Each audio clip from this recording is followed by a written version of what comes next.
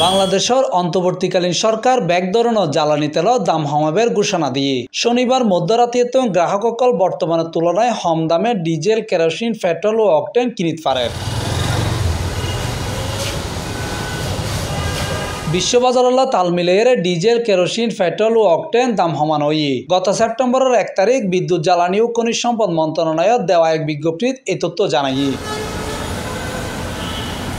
নতুন সিদ্ধান্ত অনুযায়ী অকটেনের দাম 131 টাকা কমাইয়ে 125 টাকা, পেট্রোলের দাম 127 টাকা কমাইয়ে 121 টাকা এবং ডিজেলের দাম 106 টাকা 75 পয়সা কমাইয়ে 105 টাকা 50 পয়সা নির্ধারণ করা হয়। আজ চট্টগ্রামের পেট্রোল পাম্প ব্যাগকনত ঘুরিয়ে দেখা যায় এই দামে কিনিতে পারিয়ে খুশি হয়ে সাধারণ মানুষও। আগে 130 31 টাকা ছিল, এখন 125 টাকা, 100 টাকা কমে ধরে।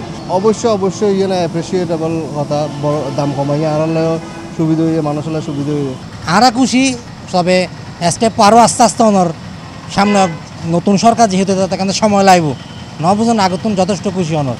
তেলের দাম আর একটু কমানো দরকার ছিল, 5 টাকা এগুলো আসলে কিছু যায় আসে না, সবার কিছু যায় আসে না, আরও কমানো দরকার ছিল।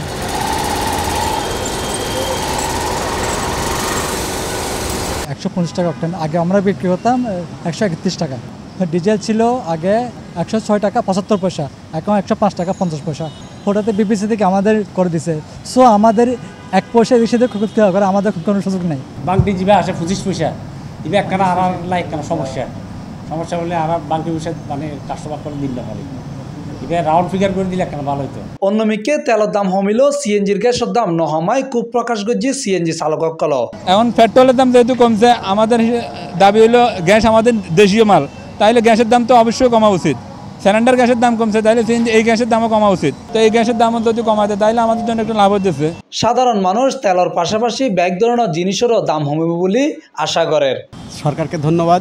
আমি আশাবাদী যে সব কিছুরই দাম ক্রমান্বয়ে কমবে। এটা অবশ্যই আমাদের জন্য একটা পজিটিভ ইনিশিয়েটিভ। আমরা চাই যে এটা এরকমভাবে সমন্বয় হোক। Mohammad Nizamuddin Tipu, C+ TV, Chittagong.